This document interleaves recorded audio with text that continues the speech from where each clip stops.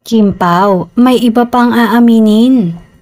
Matapos ang ilang buwan na haka-haka, ay nadulas daw si Paolo Avellino at inamin sa isang interview ang relasyon nila ni Kim Chiu. Marami ang hindi naniniwalang nadulas lang si Paolo. Maaaring napag-isip-isip na niyang kailangan na nilang aminin yon. After all, hindi naman naniniwala ang publiko na wala silang relasyon. Naniniwala rin kaming iyan ay simula pa lamang dahil marami pa silang dapat aminin sa publiko.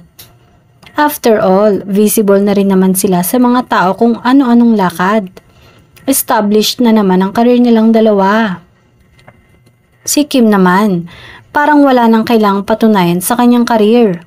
Ganoon din yung aktor, bagkus lalo pang tumindi ang paghanga ng fans sa kanya dahil pinanindigan niya si Kim.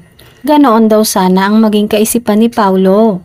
Gayahin daw sana si Jericho Rosales at Alden Richards na kayang panindigan kung meron talaga o wala.